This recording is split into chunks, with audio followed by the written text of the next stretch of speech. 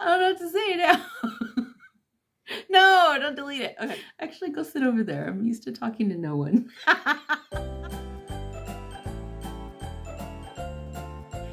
Hi, I'm Dana. I'm a health coach, certified personal trainer, and licensed cosmetologist. A few months back, I did a video where I did 1930s hair and makeup, and it was the very first time I did eyebrow blocking. And if you watch that video, it was just an embarrassing mess, but that's okay. The look came out good anyway, but the eyebrow blocking, not so much. And I'm going to try that again for another time.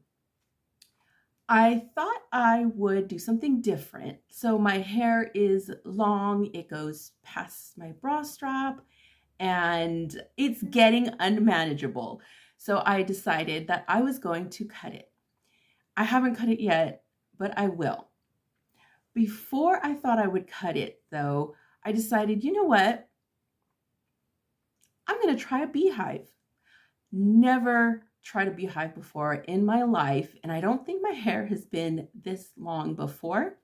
So I thought I would do a beehive hairdo. That is why my hair is in rollers. I'm going to do a hair tutorial, or attempt a hair tutorial, on how to do a 1950s/60s beehive. Like that 1930s tutorial, I will be using my Lauren Renal's vintage hairstyling book. And what is a look if you're not going to do makeup? So enjoy my attempt at a 1950s, 60s beehive and makeup tutorial.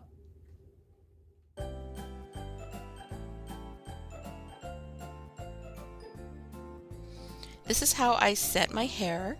I parted it on the right like I always do, and everything is set going to the left with the rollers called on base, meaning they're not offset to any side, they are right in the middle.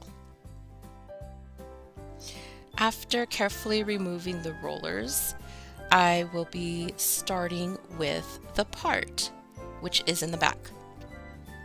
Using a rat tail comb, section off the back part, going from the top of one ear all the way up and around to the top of the other ear. And you're going to spray it and brush it. And this is the part that you're going to get ready to do a French twist on. Next, you're going to use bobby pins to pin the middle of that section, so you get ready to roll it up and into the French twist. So that's what I am doing now, and it's twisted, and I'm going to pin it in place, pinning the new pins into the twist and into the pins that I used previously. Make sure you keep that back twisted section away so that we'll get to that later. At the very top of your head, make a 2" by 2" square section.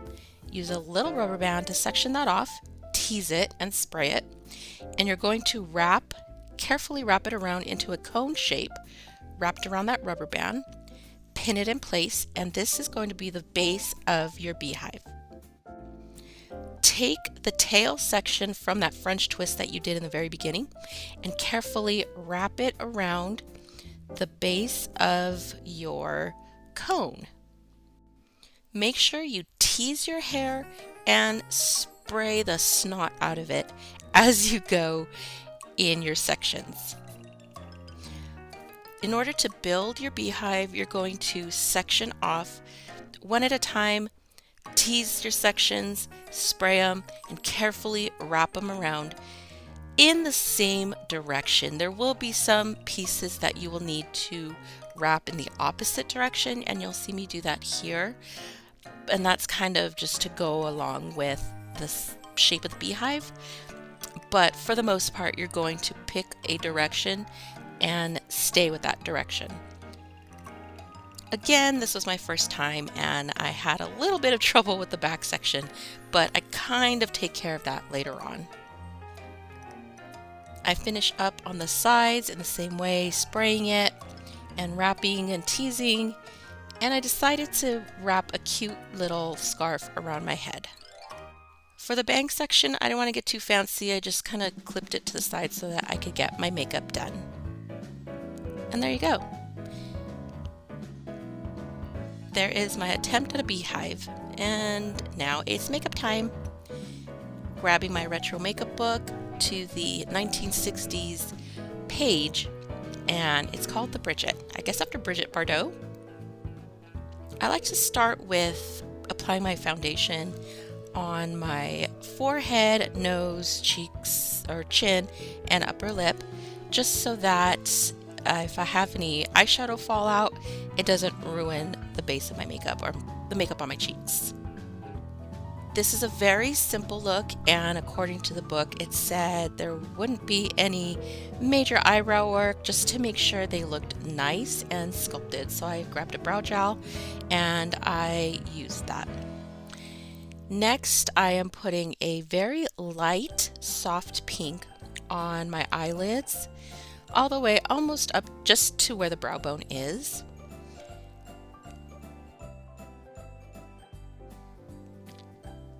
And once that's done, I'm going in with a pinkish brown color, and that's going to be just where the crease would be.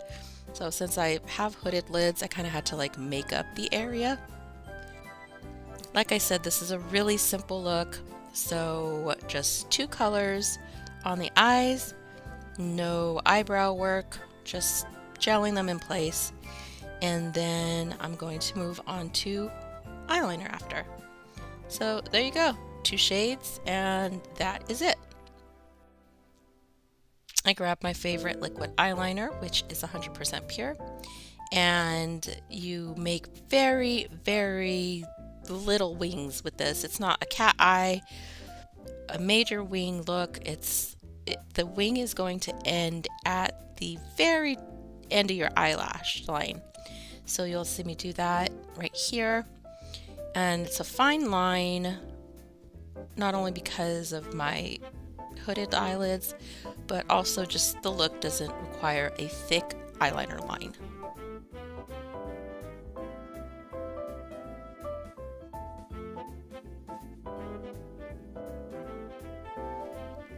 Again, it's a simple eyeliner look. The eyeliner is only going on the top of the lash line, and you're not going to put anything at the bottom. And there you go. Time to finish applying my foundation. I like to use this brush, and then I use like a stippling brush to get it really into my skin. And of course the beauty blender, just to make sure I further press it into my skin.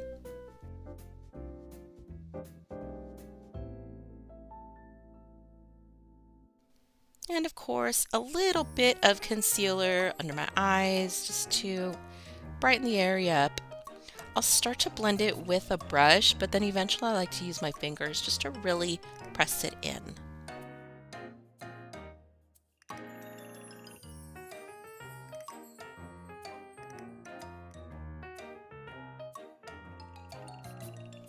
And it's cheek time.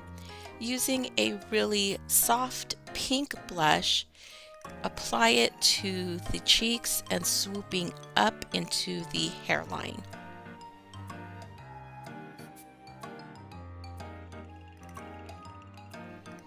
Since it's a really light blush, I added extra blush to it because it's hard to see it on camera. I think in real life it was still light color, but I just wanted to build just that extra pop of color on my skin. And what is a pretty soft cheek look without a nice highlighter applied on the apples of the cheeks? And that's what I did here. By now my eyeliner was dry and I could go in on my eyelashes. Of course I like to curl them, and I've only been applying mascara on the very tips of my lashes just because I like them to be a little curled. And I find if I do it all the way from the base of my lashes to the tips, it gets kind of weighed down and the curl comes out easier. In the 60s, they would have used false lashes, but I really was not feeling false lashes today, so just mascara. Even though the book didn't say to put mascara on the bottom lashes, I did it anyway, just a little bit. For the bangs, I actually liked the way that little curl came out, so I just thought I would spray it and re-roll it and pin it just underneath the band so that you didn't see the pin sticking out of the headband. But yeah, that's what I thought to do because I thought it would be really cute.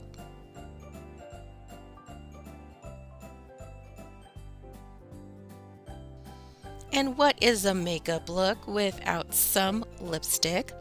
It called for a very light pink, and I found one, and I put it on my lips. No overlining, I just used my regular lip line. No gloss either, just the lipstick.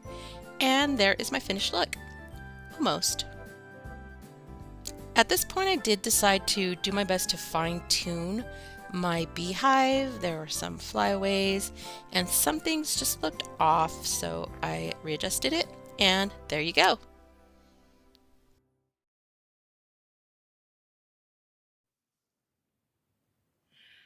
Well, this is my final look. It is cold outside and windy. I don't know how my hair is going to hold up. I hope it holds up really well. Again, this was my first time trying a beehive. I think I was successful at it. It lends itself to improvement, okay? I just practice. I will be cutting my hair soon, so I guess I won't be practicing until I grow it out again. But all in all, I think my first beehive was okay. It's kind of more of a bouffant, at least I don't see like the beehive part of it. I kind of feel it, but I think I need to practice. The makeup was fun. It was super easy. I didn't do any contour. I probably could have, but I guess I was going through the book. Based off the book, it didn't say to use contour, but in the book it says you can use contour. Am I making sense? No.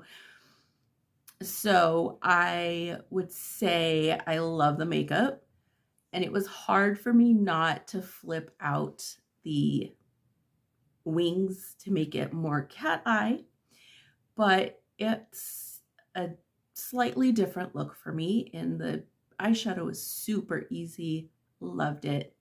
And I like that I got to use a little bit of a highlighter on the apples of my cheeks. All in all, this was fun, and I'm looking forward to doing another look. Do you think my look is okay? I know there's room for improvement, and for all of you women out there who successfully do the beehive, give me more tips. I know I could have teased more and used even more hairspray along the way, but I guess maybe I was kind of rushing it. Okay, take my time, tease more, and use more hairspray. Good to know. Also, if you have any suggestions for a future look, let me know in the comments. I always read my comments and I try my best to respond to them. Thank you so much for watching this video, and have a blessed day. Bye.